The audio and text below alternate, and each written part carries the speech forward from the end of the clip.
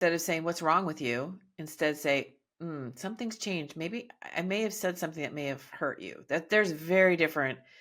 The first one is fighting words. The first one is we're gonna fight, right? And the second one Right. is like, you know what? Because I do that, and I do over the years of as I have gone through my healing, because I know myself, and I know I can have a very sharp tongue, and I know I can say things very hurtful. I used to joke that with my first husband, I used to be able to shred him with my tongue because I could be very vicious. So I know that in me, and over the years, I have,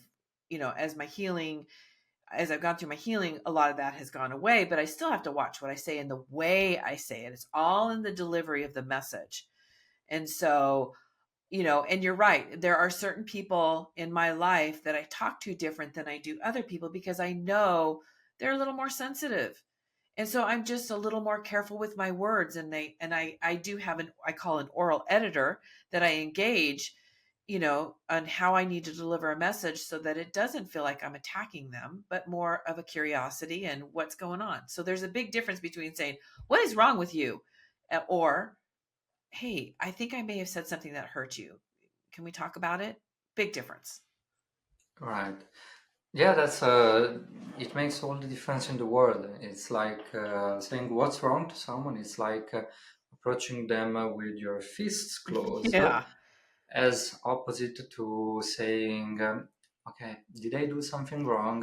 You're approaching them with a hug, like Yes. welcoming them into the discussion. That's creating a You safe know, space. What we're doing is creating a safe space. that's creating a safe space, and this is a virtuous cycle because when you create a safe space, like all of these, many people are sensitive because they are, but sometimes people are sensitive because of what happened to them. Correct. And many times, people who have like a sharp tongue or have a more aggressive communication style, they get really tired or fed up quickly because they say, she is the one who has the problems. Like, why should I change the way that Yeah. I communicate to accommodate her? Like, she should be the one working on herself. Yes. But when we create this safe space and we welcome the people in the discussion by being humble, by wanting to understand what's going on, by being willing to take our responsibilities and to change, you know, most of the times the reasons why this person is sensitive to this topic, they also emerge, and you are helping the person in front of you who Right. has a struggle with this topic to talk about it Right. because she has your support now. Mhm. She's not alone anymore. She Yeah. can talk to you about that. And many times, we never communicated in a healthy way. And many times for this person who was struggling a lot with talking about this topic, it's amazing because she never had or he never had the opportunity to talk with someone who would listen. Again, like what we said before, we give a voice to the people in front of us. So, in a sense, Yeah. we have a lot of power simply for the way we approach a conversation.